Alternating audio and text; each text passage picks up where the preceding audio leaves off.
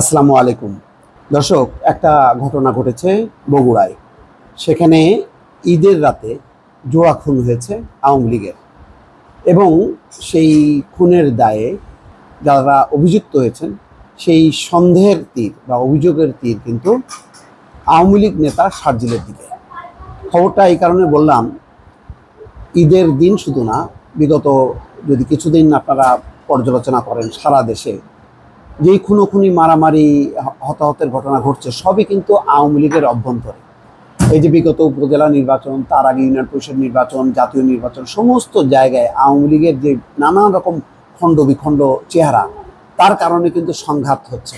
এবং এই সংঘাত মেটানোর ক্ষেত্রে কেন্দ্রীয় নেতৃত্ব কিন্তু একেবারে উদাসীন।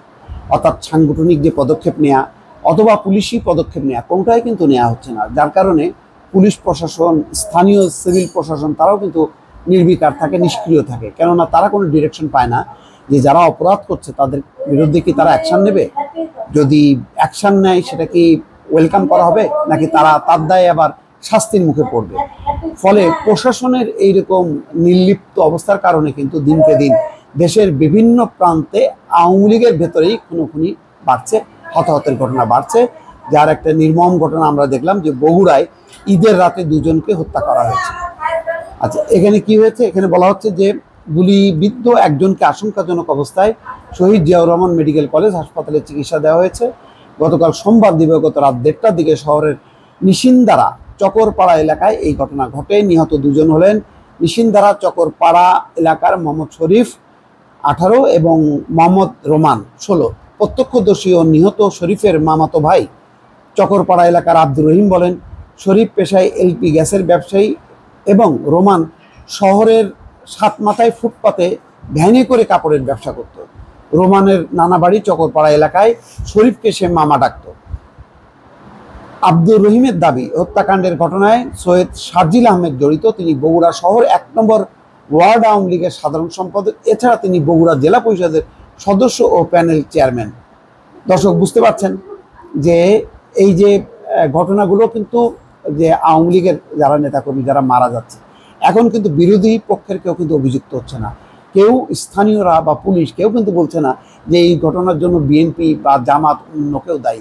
সব কিন্তু ঘটনা বাস্তবেই ঘটছে নিজেদের মধ্যে। এবং যখনই একটা ঘটনা ঘটছে পুলিশ অনুসন্ধান করতে যাচ্ছে, দেখছে যে আওয়ামী লীগের নেতারা বা পেছনে নেপথ্যে আওয়ামী লীগের কেউ কেউ জড়িত, তখনই কিন্তু পুলিশ ফ্রিজ হয়ে যাচ্ছে, তখন কিন্তু আর তদন্তে এগোচ্ছে না। এইরকম ঘটনা শুধু বগুড়া না, সারা দেশের কিন্তু চিত্র দর্শক একই। এবং এইটা একটা নতুন একটি পরিস্থিতি যে তাহলে সামনের যেই অবস্থা দাঁড়াবে যে এই দলগতভাবে কিভাবে এগোবে।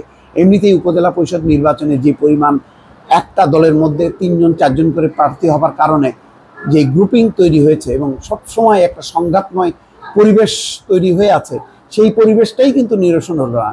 কেন্দ্রীয় নেতৃত্ব বারবার অনুরোধ উপরোধ করার পরেও কিন্তু কেউ তার নিজের স্বজনকে তার নমিনেশন কিন্তু প্রত্যাহার করাতে পারেনি। তার মানে বিরোধের যেই বীজগুলো কিন্তু রয়ে গেল, সেগুলো কিন্তু আর ধ্বংস করা হলো না। ফলে বুঝতেই পারছেন এখন ঈদের রাতেও সেই পরিস্থিতি থেকে মানে রেহাই পেল না এই আওয়ামী লীগের এই দুইজন। এবং এই ঘটনা কিন্তু শুধু এখানেই শেষ না, আরও নানা প্রান্তে নানাভাবে কিন্তু এটা ছড়াতে থাকবে এবং এটা চলছেই। দর্শক, ভালো থাকবেন। আল্লাহ হাফেজ।